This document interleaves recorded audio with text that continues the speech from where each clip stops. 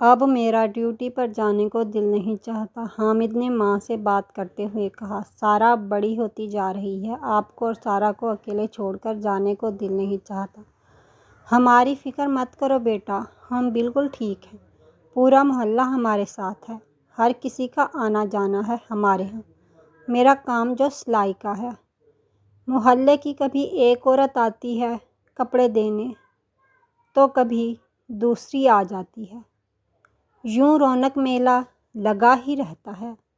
اب تو پورا محلہ مجھ سے ہی کپڑے سلواتا ہے اور اسی بہانے کافی رش رہتا ہے گھر میں۔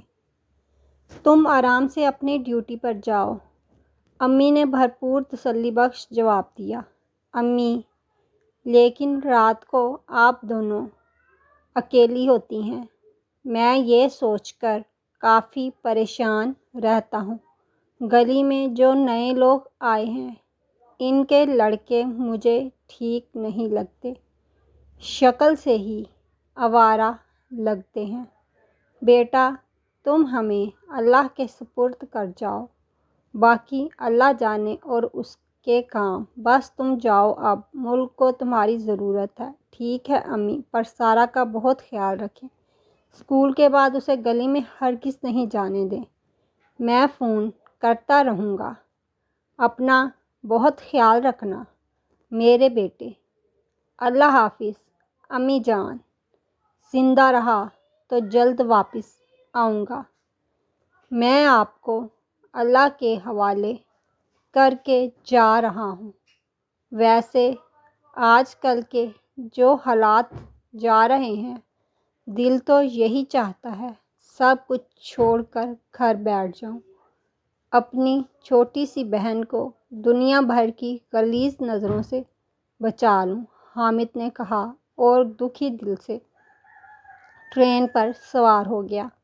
آمنہ بیگم محلے بھر کے کپڑے سی کر سارا اور حامد کے اخراجات پورے کرتی۔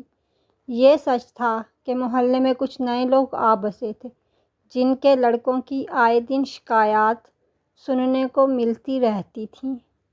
آمنہ بیگم سارا دن سلائی کا کام کرتی رہتی۔ سارا اسکول سے اکیلی واپس آ جاتی۔ پچھلے کئی دنوں سے سارا نوٹ کر رہی تھی کہ محلے کے کچھ لڑکے اس کا پیچھا کر رہے تھے، لیکن ڈر کے مارے امی کو بتا نہیں پا رہی تھی۔ یار، بڑی ٹھاک قسم کی لڑکی ہے، اپنی اس سے سیٹنگ ہو جائے تو کیا ہی بات ہے، رشید نے سارا کو گلی میں آتے جاتے دیکھ کر کہا۔ ہو بھی سکتی ہے رشید، تو بس کوشش جاری رکھ۔ ویسے بھی سنا ہے دونوں ماں بیٹی اکیلی رہتی ہیں، بابر نے لقمہ دیتے ہوئے کہا۔ ہاں ہاں ہاں جانے، ہم بھی ٹرائی کرتے ہیں سیٹنگ کرنے کی، دیکھتے ہیں کس کی قسمت کھلتی ہے، نورے نے بھی اپنی خباثت دکھاتے ہوئے کہا۔ تینوں قہقہ لگا کر ہنس پڑے۔ سنا ہے اس کا ایک بھائی بھی ہے جو فوج میں بھرتی ہے، رشید نے بتایا۔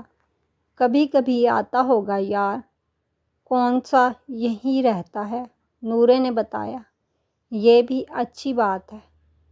تینوں نے قہقہ لگایا اور سگریٹ سلگا کر گلی کی نکڑ میں بیٹھ گئے اور ہر آتی جاتی لڑکی کو تاڑنے لگے۔ حامد کو فوج میں بھرتی ہوئے 1 سال گزر چکا تھا۔ 1 سال سکون سے گزر گیا، مگر اب ان تینوں لڑکوں کی وجہ سے کافی پریشان رہنے لگا۔ ٹریننگ کے دوران بھی بجھا بجھا سا رہتا۔ یار، کوئی مسئلہ ہے تو بتاؤ، ساتھی عدیل نے پوچھا۔ ہاں یار، محلے میں کچھ نئے لوگ آ گئے، مجھے ان لڑکوں سے خطرہ ہے، میری ماں اور بہن اکیلی ہوتی ہیں، میں تمام وقت ان کے متعلق ہی سوچتا رہتا ہوں۔ معاملہ تو ایسا ہی ہے، بس میرے بھائی آیت الکرسی پڑھ کر ان کو اللہ کے حوالے کر دیا کرو، اللہ پاک انہیں اپنی حفظ و امان میں رکھے گا۔ ڈیوٹی بھی تو دینا پڑتی ہے، ایک فوجی کی اپنی زندگی امانت ہی ہوتی ہے۔ حامد کو عدیل کی باتوں سے کچھ حوصلہ ہوا۔ اپنی ٹریننگ پر توجہ دینے لگا۔ تینوں آوارہ لڑکے سارا کے اسکول آنے جانے کے اوقات میں گلی کے آر پار کھڑے ہو جاتے، طرح طرح کی باتیں کرتے۔ سارا ان کی باتوں کو اگنور کرتی رہتی۔ بارڈر پر حالات کافی سنگین ہوتے جا رہے تھے۔ بہت سے فوجیوں کو بارڈر منتقل کر دیا گیا، جن میں حامد بھی شامل تھا۔ بارڈر پر ہونے والی جھڑپوں میں حامد شہید ہو گیا۔ حامد کی میت اس کے گھر بھیج دی گئی، جسے دیکھ کر پورا محلہ اشک بار تھا۔ ماں بہن کی تو حالت ہی غیر تھی۔ حامد کو فوجی اعزاز سے سپرد خاک کیا گیا۔ پورا محلہ اس دکھ میں شریک تھا۔ تعزیت کرنے والے کئی دن تک آتے رہے۔ بالآخر یہ سلسلہ بھی آہستہ آہستہ تھم گیا۔ زندگی معمول پر آنے لگی۔ سارا پھر سے اسکول جانے لگی، گو کہ اب اس میں پہلے جیسی خود اعتمادی نہ رہی۔ تینوں آوارہ لڑکے اب بھی اس کی طاق میں تھے۔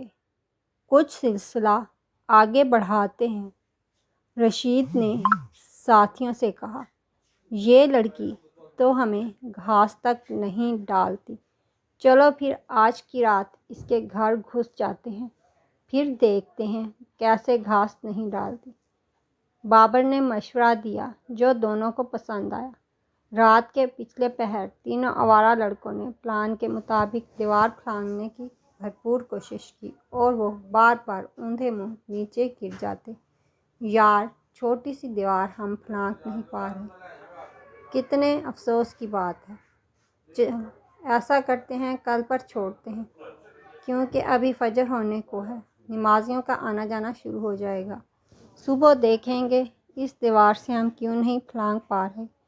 اگلی صبح تینوں نے دیوار کا جائزہ لیا۔ یہ ایک عام سی نارمل اونچائی کی دیوار تھی، جسے پھلانگنا بے حد آسان تھا۔ خیر، آج رات 2 بجے سب تیار رہنا، نورے نے ہدایت کی۔ پروگرام کے مطابق تینوں دوست رات 2 بجے سارا کے گھر کے پاس پہنچ گئے اور دیوار پھلانگنے کی کوشش کرنے لگے۔ آج بھی وہی معاملہ ہونے لگا۔ دیوار پر چڑھتے ہی منہ کے بل زمین پر گر جاتے، یہاں تک کہ نورے کے سر پر گہری چوٹ بھی لگ گئی۔ یار، کیا ماجرا ہے، بلشت بھر دیوار ہم ٹاپ نہیں سکتے، دھت ہماری جوانی پر، رشید نے کہا۔ اب تو مجھے بھی غصہ آ رہا ہے، بابر نے کہا۔ ایک کام کرتے ہیں، رشید نے کچھ سوچتے ہوئے کہا۔ پچھلی طرف سعد کا گھر ہے، ہم سعد کے گھر کی طرف سے کودتے ہیں۔ سعد کے گھر آج کل کوئی بھی نہیں ہے۔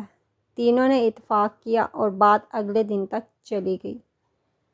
اگلے دن سرِ شام ہی تینوں نے منصوبے پر عمل کرنا شروع کر دیا۔ سعد کے گھر کے ارد گرد پھر کر دیکھا، کوئی رکاوٹ نظر نہیں آئی۔ سب طرف سے تسلی کی اور رات کا انتظار کرنے لگے۔ سعد کے گھر والے آج کل گھر نہیں تھے، لہٰذا انہیں سعد کے گھر کی چھت پر پہنچنے میں کوئی دقت نہیں ہوئی۔ رات کے پچھلے پہر تینوں بالآخر سارا کے گھر کی پچھلی جانب کود پڑے۔ تینوں اپنی کامیابی پر خوش ہو گئے۔ دبے قدموں چلتے ہوئے سامنے کی طرف جیسے ہی پہنچے، ان کی آنکھیں خوف سے پھیل گئیں، زبان گنگ ہو چکی، جسم سے طاقت ختم ہوتی محسوس ہوئی، پاؤں من بھر کے محسوس ہونے لگے۔ وہ بھاگ کر واپس جانا چاہتے تھے، مگر پاؤں زمین میں دھنس چکے تھے۔ تینوں نے ایک عجیب و غریب منظر دیکھا۔ حامد مکمل سفید لباس میں ملبوس اپنے گھر کے کچے صحن میں، دیوار کے ساتھ لگے اسٹینڈ پر رکھے ہوئے گھڑوں میں پانی بھر رہا ہے۔ کچھ پانی اس نے دیوار پر گرایا اور پھر پورے صحن میں پانی کا چھڑکاؤ کیا۔ سائڈ پر پڑے ایک حمام میں پانی بھرا، صحن سے جھاڑو لگائی، تمام خشک پتوں کو ایک بالٹی میں ڈالا۔ پھر اس نے جنگلے میں رکھی مرغیوں کو دانہ ڈالا، گھر کے مرکزی دروازے سے اندر گیا جو دیکھنے میں بند تھا۔ کچھ دیر میں انہی بند دروازوں سے باہر واپس آ گیا۔ اس کے ہاتھ میں سفید چادریں تھیں، جو اس نے تمام چارپائیوں پر بچھا دی۔ ان تمام کاموں کے ساتھ ساتھ حامد کی نظریں تینوں پر گڑی رہیں۔ تینوں خوف سے تھر تھر کانپنے لگے۔ ان کے پاؤں آدھے زمین میں دھنس چکے تھے۔ کچھ ہی دیر میں فجر کی اذان شروع ہو گئی۔ نمازیوں کے آنے جانے کا وقت شروع ہو گیا۔ سارا کی ماں حسب معمول باہر آئیں۔ اسی حمام سے وضو کیا جسے ابھی حامد نے بھرا تھا، اور نماز ادا کرنے لگی۔ کچھ ہی دیر میں سارا بھی آنکھیں ملتی باہر نکل آئی۔ اس نے بھی اسی حمام سے وضو کیا اور نماز ادا کی۔ حامد اپنی ماں بہن کو دیکھ کر مسکراتا رہا۔ نماز کے بعد ماں جی کی نظر تینوں آوارہ لڑکوں پر پڑی۔ انہوں نے جھٹ سے دروازہ کھولا اور محلے والوں کو مدد کے لیے پکارا۔ پورا محلہ اکٹھا ہو گیا۔ سب نے خوب لان تان کی اور گھر سے نکل جانے کو کہا۔ تینوں کے پاؤں سوج کر پھول چکے تھے کہ چلنے کے قابل نہ رہے۔ زبانیں گنگ ہو چکی تھیں۔ محلے والوں نے انہیں چارپائیوں پر ڈال کر ان کے گھروں تک پہنچایا۔ تینوں کی آواز ہمیشہ کے لیے بند ہو چکی۔ ایسی عبرتناک سزا دیکھ کر پورا محلہ ان کی اس کیفیت پر حیران تھا۔ صرف ایک ماں جی مسکرا رہی تھیں، کیونکہ وہ بہت پہلے سے جانتی تھیں حامد کی ڈیوٹی اللہ پاک نے اسی گھر میں لگا دی تھی۔ جب اللہ کے سپرد کر دو، اللہ خوب نبھاتا ہے، چاہے انسان بھول جائے، لیکن اللہ پاک کی ذات کبھی غفلت نہیں برتتی۔ جب بھی گھر سے نکلیں خود کو اللہ کے سپرد کر دیا کریں اور مطمئن رہا کریں۔ بے شک اللہ دلوں کے بھید خوب جانتا ہے۔